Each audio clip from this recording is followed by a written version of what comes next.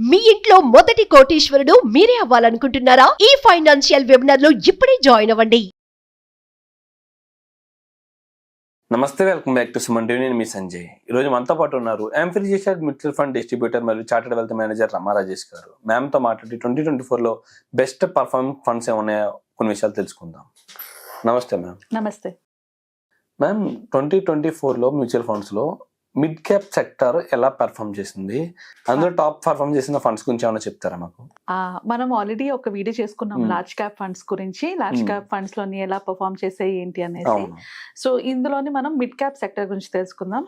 But వాటి గురించి తెలుసుకునే ముందు ఇది ఓన్లీ అనాలిసిస్ మాత్రమే. అనాలిసిస్ కోసం నేను కేవలం సిఏజిఆర్ మాత్రమే కన్సిడర్ చేశాను. బట్ మనం ఎప్పుడైనా మ్యూచువల్ ఫండ్ సెలెక్షన్ కి అలాంగ్ విత్ సిఏజిఆర్ చాలా చూసుకుంటాం అనమాట. చాలా కాంపోనెంట్స్ ఉంటాయి.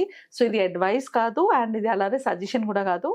ఏవైతే మనం ఇందులో చూపిస్తున్నామో ఇది ఓన్లీ అనాలిసిస్ పర్పస్ కోసం, మీ నాలెడ్జ్ గురించి. అంటే మిడ్ క్యాప్ సెక్టర్ ఎలా పర్ఫామ్ చేసింది, నెక్స్ట్ ఇయర్ మనం అందులోని ఇన్వెస్ట్ చేసుకోవచ్చా లేదా, ఇన్వెస్ట్ చేసుకోవాలంటే ఎలాంటి జాగ్రత్తలు తీసుకోవాలి, ఎలా ఎంత అమౌంట్ పెట్టుకోవాలి, వాటి గురించి మాత్రమే డిస్కస్ చేసుకుంటాం. ఫండ్ చాయిస్ గురించి మాత్రం డీటెయిల్ గా డిస్క్రిప్షన్ చదువుకొని చేయండి, లేదా ఒక అడ్వైజర్ దగ్గరికి వెళ్ళైనా ఇన్వెస్ట్ చేసుకోండి. అండ్ నేను ఏదైతే డేటా రిప్రజెంట్ చేస్తున్నానో చూపిస్తున్నానో అది నేను యాంఫీ వెబ్సైట్ నుంచి తీసుకున్న data. So coming back to mid cap, అసలు మిడ్ క్యాప్ ఎక్సెప్షనల్లీ పర్ఫామ్ చేసింది లాస్ట్ ఇయర్. అండ్ చాలా మనకి మంచి రిటర్న్స్ కూడా జనరేట్ చేసింది. ఆల్మోస్ట్ మ్యూచువల్ ఫండ్స్ లోనే టాప్ రిటర్న్ జనరేట్ చేసింది మిడ్ క్యాప్ లోనే ఉన్నది. 61% వచ్చింది కదా, అందరికీ తెలుసు Motilal Oswal mid cap fund. సో మోతిలాల్ ఓస్వాల్ మిడ్ క్యాప్ ఫండే కాకుండా there are so many other funds బాగా పర్ఫామ్ చేసి ఉన్నాయి. 40% రిటర్న్స్ జనరేట్ చేసిన కూడా ఉన్నాయి. సో అందులోని మోస్ట్ ఇంపార్టెంట్ అంటే దాంట్లో మోస్ట్ ఇంపార్టెంట్ ఫండ్స్ అంటే టోటల్ గా మిడ్ క్యాప్ లో మనకి 35 ఫండ్స్ ఉన్నాయి. అంటే ఎన్ఎఫ్ఓస్ కాకుండా మనకి ఏదైతే మినిమం 1 year డేటా ఏదైతే ఉందో నేను దాన్ని మాత్రమే కన్సిడర్ చేశాను. సో మినిమం 1 year నుంచి మనకి 10 years వరకు ఉన్న డేటాని మొత్తం నేను కన్సిడర్ చేసినప్పుడు మిడ్ క్యాప్ లోని మనకి ఆల్మోస్ట్ మనకి 35 దగ్గర మిడ్ క్యాప్స్ ఉంటాయి.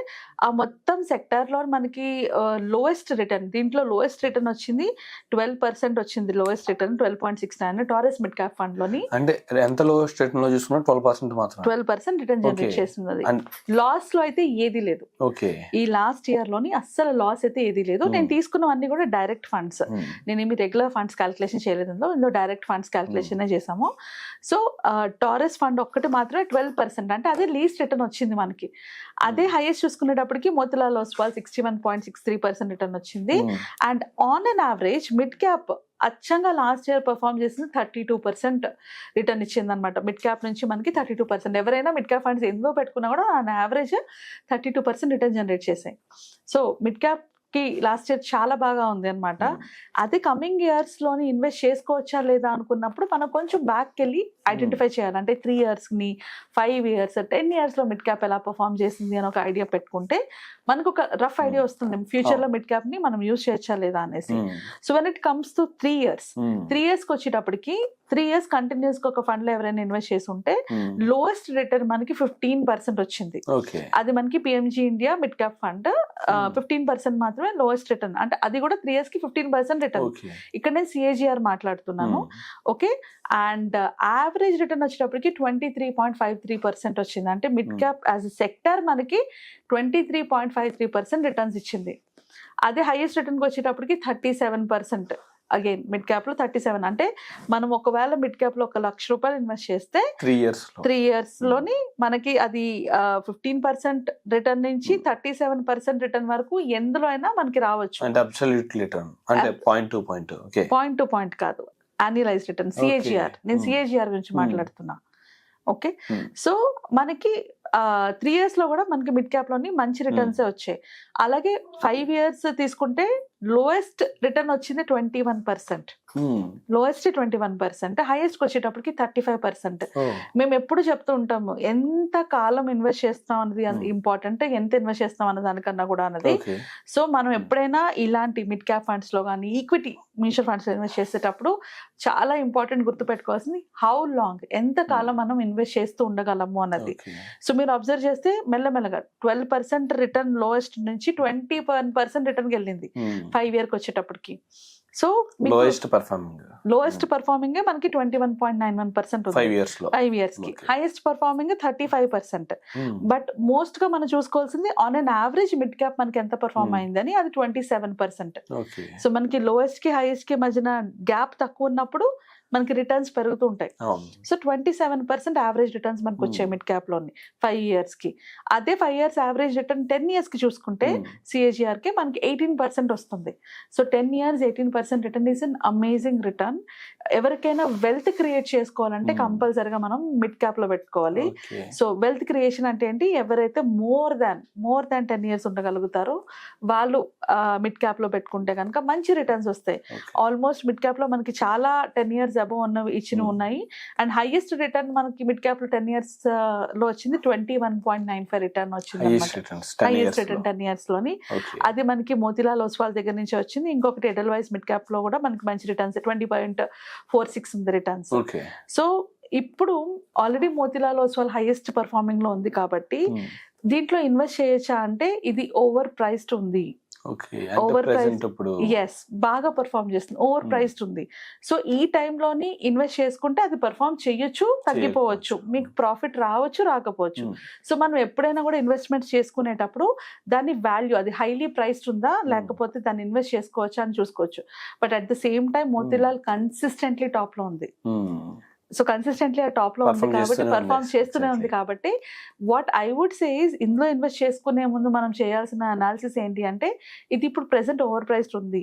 సో నేను ఎంత రిస్క్ లేకుండా పెట్టుకోగలిగితే నాకు ప్రాబ్లం ఉండదు అంత అమౌంట్ ని ఇన్వెస్ట్ చేయండి, ఎక్కువ అమౌంట్ కాదు.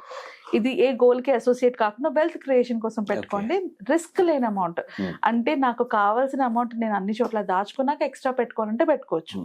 లేదా మనం ఎడల్ వైజ్ మిడ్ క్యాప్ ఫండ్ లో కూడా ఒకసారి అనాలిసిస్ చేసుకొని పెట్టుకోవచ్చు. బికాస్ ఈ ఫండ్స్ కన్సిస్టెంట్ గా పర్ఫామ్ చేస్తున్నాయి.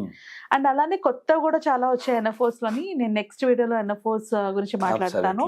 సో ఎవరైనా అందులో కూడా పెట్టుకోవచ్చు. బట్ మ్యూచువల్ ఫండ్స్ లోని మిడ్ క్యాప్స్ లోని ఇన్వెస్ట్ చేసే ముందు మైండ్ లో పెట్టుకోవాల్సిన కొన్ని ఇంపార్టెంట్ విషయాలు ఏంటి అంటే, మీ ఏజ్ ఎంత, మీ రిస్క్ కేపబిలిటీ ఎంత, నేను ఎంత రిస్క్ తీసుకోగలను, ఒకవేళ ఇదే అమౌంట్ సడన్ గా నాకు 20% 30% లాస్ లోకి వెళ్ళినా నేను హ్యాండిల్ చేయగలనా లేదా, అది చాలా ఇంపార్టెంట్. ఈ అమౌంట్ నాకు ఇప్పుడు ఇమీడియట్ గా అవసరం ఉందా లేదా, అలా అవసరం లేని అమౌంట్ని మాత్రమే మిడ్ క్యాప్ ఫండ్ లో పెట్టుకోవాలి.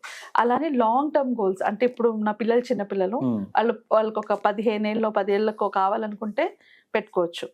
అండ్ రిటైర్మెంట్, నేను ఇప్పుడే జాబ్ చేస్తున్నాను, ఆర్ నేను నాకు మ్యారేజ్ అయింది, ఆర్ నాకు పిల్లలు ఉన్నారు, నాకు రిటైర్మెంట్ ఇంకో 20 ఏళ్ళు ఉంది, 10 ఏళ్ళు ఉంది అంటే పెట్టుకోవచ్చు. సో ఎప్పుడైనా కూడా మిడ్ క్యాప్ ఫండ్స్ లో మనం పెట్టుకునేటప్పుడు మన మైండ్ లో ఉండాల్సింది మోర్ దాన్ 10 years ఉండేలా ప్లాన్ చేసుకోవాలి. అంతకన్నా తక్కువ ఉండేటప్పుడు ఫ్లక్చుయేషన్స్, మార్కెట్ ఫ్లక్చుయేషన్స్ ఉంటాయి. మనకి మ్యూచువల్ ఫండ్స్ లో 2 types ఆఫ్ రిస్క్ ఉంటుంది. ఒకటి ఏంటి అంటే వొలాటిలిటీ, ఇంకొకటి ఏంటంటే రిటర్న్. సో ఈ వొలాటిలిటీని, రిటర్న్, ఈ రెండింటిని కూడా ఎక్కువ ఈ ఫండ్స్ లో, మిడ్ క్యాప్ ఫండ్స్ లోని మనకి both are high. Okay so ఈ రిస్క్ పారామీటర్స్ ని హ్యాండిల్ చేసుకునే స్టేజ్ లో ఉన్న వాళ్ళు పెట్టుకోవచ్చు. సో కొందరు ఉంటారు, నాకు నా క్యాపిటల్ గెయిన్ కాకూడదు అనుకుంటారు. ఇలాంటి వాళ్ళు, వాళ్ళకి రిటర్న్స్ వస్తున్నాయి, వీళ్ళకి రిటర్న్స్ వస్తున్నాయని ఖచ్చితంగా పెట్టకూడదు. సో ఇలాంటి వాళ్ళు పెట్టుకోవాల్సి వచ్చినప్పుడు ఎవరైనా అడ్వైజర్ దగ్గర అడ్వైస్ తీసుకొని ఒకళ్ళ సపోర్ట్ తో వెళ్ళండి. So that market ups and downs అయినా కూడా అడ్వైజర్ మిమ్మల్ని గైడ్ చేయగలరు. ఇప్పుడు తీయొద్దు, ఇప్పుడు మార్కెట్ తో మీరు పట్టించుకోవద్దు అని ఒక గైడెన్స్ ఉంటుంది. సో అలా పెట్టుకుని ఇన్వెస్ట్ చేసుకోవచ్చు. అలానే రిటైర్మెంట్ అమౌంట్ వస్తుంది కదా, రిటైర్మెంట్ అయిపోయి వచ్చిన అమౌంట్ ని తీసుకెళ్ళిందో పెట్టుకోవద్దు. బికాస్ ఆ టైంలోని సేఫ్టీ ఇంపార్టెంట్ రిటర్న్స్ కన్నా. రిటైర్మెంట్ కోసం పెట్టుకోవచ్చు, రిటైర్మెంట్ తర్వాత వచ్చే మనీ మాత్రం పెట్టుకోకూడదు. సో అలా ప్లాన్ చేసుకుంటే mid cap funds is a good choice for 2025 కూడా పెట్టుకోవచ్చు. బట్ లాంగ్ టర్మ్ అంటే ఈ ఇయర్ లో పర్ఫామ్ చేస్తుందా లేదా అన్న సంగతి పక్కన పెట్టి, నాకు కావాల్సినంత దానికి నాకు రిటర్న్స్ వస్తుందా అంటే, మనకి ఆన్ అండ్ యావరేజ్ చూసుకున్నా కూడా 15% రిటర్న్ వచ్చింది. లోయెస్ట్ రిటర్న్ 15% వచ్చింది ఆన్ అండ్ యావరేజ్. సో ఖచ్చితంగా మిడ్ క్యాప్ అన్నది మన పోర్ట్ఫోలియోలో ఉండాలి, అది గుర్తుపెట్టుకోవాలి. Okay ma'am, thank you very much.